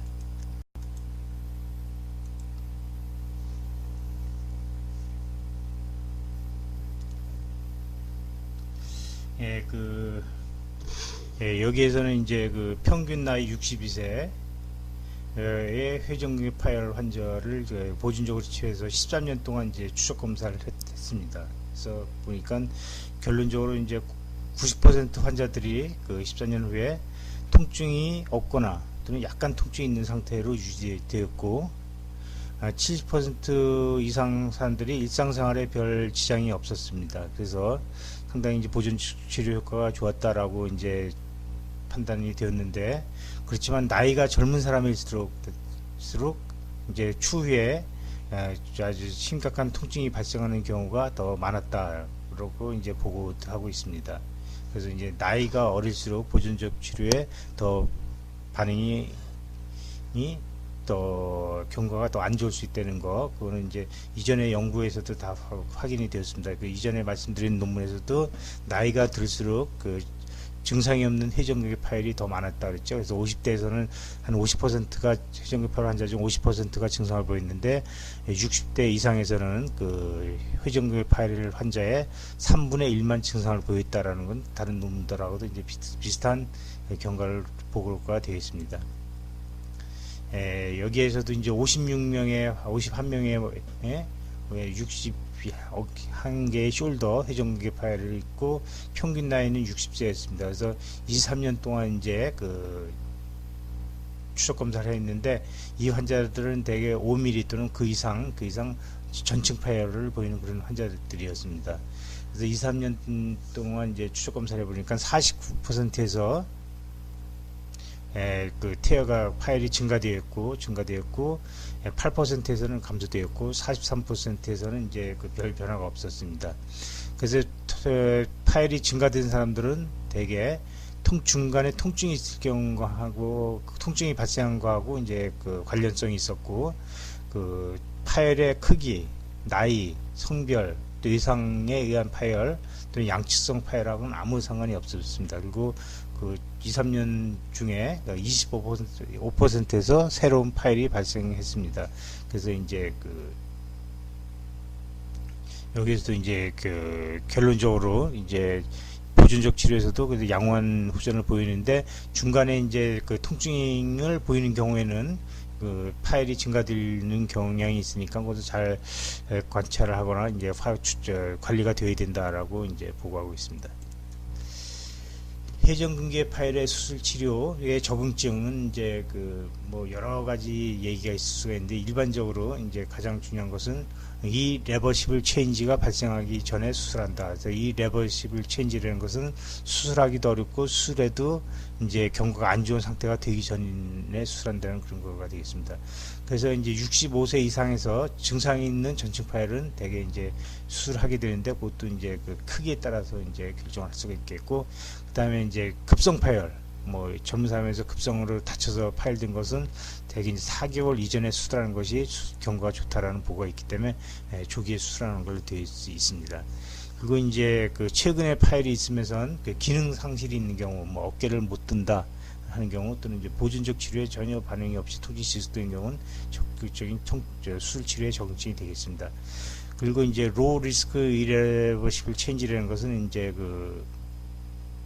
이레버시블 체인지로 갈 가능성이 적은 거, 그러니까 커프의 파셜 시그니스 테어 같은 경우에 부분 파열인 경우에는 뭐 수술 적응이 아니다라는 말이 있고, 그다음에 얼레디 이레버시블 체인지, 이미 이제 많이 진행되고 만성적으로 진행돼서 이제 상당히 수술해도 경과가 안 좋은 상태로 되어 있는 경우 대개 이제 나이가 70세 이상이고 크로닉 테어고, 이제 그러면서 뭐 패티 디제너레이션도 그레이드 3 이상이고, 그 다음에 텐던 리트랙션이 글레노 휴메랄 조인트보다까지 리트랙션 되거나 더 과도하게 되어 있는 경우, 또는 아스라이티스 관절염이 이미 발생한 경우에는 수술해도 경과가 좋지 않기 때문에 그런 경우는 수술 안 하는 걸로 되어 있습니다.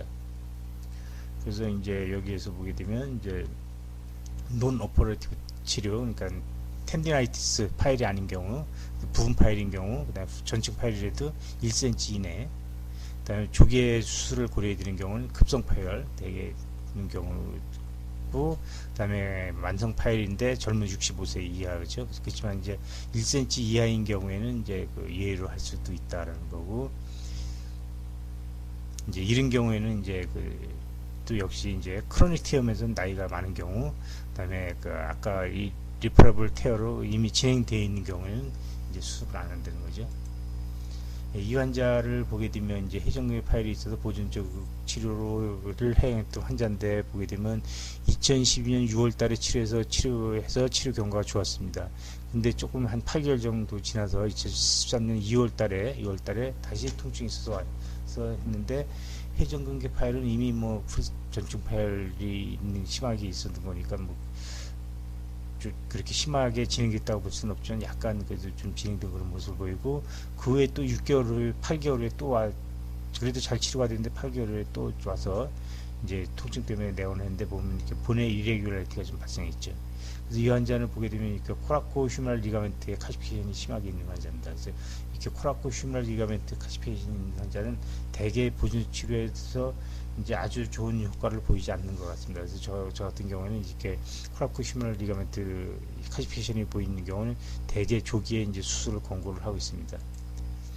예, 이 환자는 이제 넘어져서 어깨가 빠지고 이제 그랬는데, 이제 그 후에 이제 어깨를 들질 못합니다. 어깨를 들지 못하고, 어깨를 능적으로 들지 못해서 밥 먹을 때도 다른 손으로 받쳐서 숟가락질을 해야 되고 젓가락질을 해야 되고 그런 상태입니다. MRI 찍어보니까 경과가 파근 것도 심하게 파열되어 있고, 극상건도 심하게 파열되어 있습니다. 파열되어 있고, 초음파 검사에서도 마찬가지로 극상건, 경과박은 다 심하게 파열되어 있고, 그 다음에 극하건은 좀 남아있는 그런 상태입니다. 그렇지만 이제 수술할 수 있는 여건이 안 돼서 이렇게 뭐 어깨 탈구된 건 이미 뭐 응급실에 가서 마쳤고, 그다음에 버사에다 인젝션, PRP 치료, 뭐 PDRN 치료, 그다음 운동 치료를 해서 현재는 이제 어깨를 다 올리고 자기가 하던 일을 계속하는 그런 상태로 호전이 되었습니다. 회전근개 파열의 수술 치료 방법은 데브리먼트라는 것은 이제 염증성 물질들 자꾸 이제 걸쭉되는 것을 청소해주고 깨끗하게 정리해주는 그런 거가 되어 있고, 커프 리페어는 끊어진 커프를 당겨서 이제 그것다 이제 고정시켜서 해주는 수술이 되어 있고, 견봉 성형술을 뭐 같이 하기도 하는데, 요즘 견봉 성형술은 거의 안 하는 추세입니다. 그래서 이제 많이 안 하는 저거고, 그다음에 이제 라브름이 같이 이제 찢어져 있는 거는 거의 뭐 같이 수축을 해줄 꼬매질 수도 있고, 바이셉스가 이제 너무 너덜너덜해서 자꾸 이제 문제를 일으키는 거에는 바이셉스를 그냥 잘라버리고 기도 합니다. 그래서 수술 치료 후에 또 재파일은 상당히 많은데, 뭐 보고에 따라서 뭐 적게는 한 15%, 많게는 75% 이상 보고되겠습니다.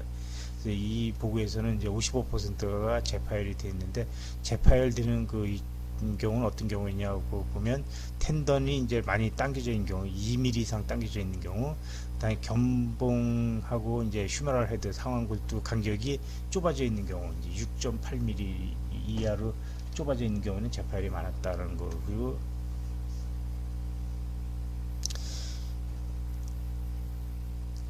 또 여기서 이제 그 라지 로테이트 커프 테어 있을 때 이제 재파일이 많아서, 이제 포스트오피 9months의 이제 추적을 결과를 보니까, 예. 극상권에 이제 패티 체인지가 심한 경우, 또는 극하권에 패티 체인지가 이제 심한 경우에 재파일이 많았다는 거고, 여기에서 이제 수술 후 1년을 해서 1년 후에 보았을 때 이제 25%가 재파일이 됐는데, 그것은 이제 액티브 익스터널 로테이션 레인지가 이제 예전 레인지가 25도 이하로 제한된 경우에 재파일이 많았다라고 보고하고 있습니다. 그래서 이제 일반적으로 이제 그 미디움 테어일 때는 20% 이상 재파일이 발생하고, 라지 테어 때는 40%까지 발생하고 할 수 있고, 그다음에 이제 매시브 테어일 때는 한 20에서 60% 경우에 따라서 다른데, 이제 미디움 테어 때는 15%까지 이제 쭉 재파일 빈도가 증가되는 걸로 되어 있습니다. 그래서 대개 1년 후나 1년 반까지, 1년 6개월 정도까지 재파일이 계속 발생할 수가 있으니까, 그때까지는 상당히 수술하고 나서 조심해야 되는 것이고요. 그리고 이렇게 재파일이 있음에도 불구하고 그 수술한 사람들의 기능은 그래도 잘 유지되어 있다는 것도 일반적인 또 그 보고입니다. 그래서 수술 치료의 경과에 영향을 주는 요소를 살펴보게 되면, 수상 후 수술 시기, 그러니까 에큐트 테어, 급성 파일은 4개월 내에 하는 거 좋다. 근데 심줄에 심한 퇴행성 변화가 있는 경우에는 경과가 안 좋은 거고요. 그 다음에 2cm 이상 광범위한 파일이 있는 경우에는 뭐 최근에 재파일도 많고 그랬다는 그런 보고가 있습니다. 그래서 어떤 분은 이제 2cm가 파일이 되기 전에 수술하는 게 좋다라고 주장하는 분도 있습니다. 다음에 재활치료에 비협조적이거나 나이가 65세 이상, 또는 보상강력이 때 손상일 때 수술 결과가 안 좋았다고 보고하고 있습니다. 수술하고 이제 재활치료를 많이 하게 되는데, 대개 이제 수술하고 처음에는 이제 안정을 시키는데, 뭐 한 2주 정도까지는 안정을 시켜주고, 그다음에 2주부터는 이제 능동적인 운동은 안 되고 수동적인 관절 운동을 해주고, 그다음에 4주 내지 5주 때부터 이제 능동적인 운동을 하고, 대개 한 3개월 지난 후부터 이제 저항 운동을 하게 되는데, 이제 아주 조기부터 이제 수동 운동을 해주는 경우도 있는데, 그런데 연구에 의하면 그거나 뭐 이제 한 2주 정도 안정시키고 하나 별 치료 결과에 경과에 별 차이가 없어서, 이제 뭐 차라리 조금 안정을 시켜주고 하는 것이 이제 일반적인 건데, 어쨌든 이제 재활치료할 때는 수술한 의사의 의견이 있으면 그 의견에 따르는 것이 무난한 방향이 되어 있습니다. 그래서 이제 이렇게 회전근개 손상이 발생하는가 증상을 잘 이해하고, 조기에 이제 적절하게 이제 회전근개에 대한 치료를 받아서 회전근개가 이제 점점 더 파일이 진행되는 것을 예방하고 해서 예방을 해야 되겠고, 회전근개 손상은 이제 치료 후에 재발 가능성이 높고, 회전근개 손상은 대개 생활 습관이나 작업, 스포츠 활동 등과 관계가 밀접하기 때문에 그런 활동을 적절히 이제 교정하고 피하면서 회전근개의 기능과 견갑골의 기능을 향상시킬 수 있는 운동을 하는 것이 필요하다라고 말씀드릴 수가 있겠습니다. 예, 감사합니다.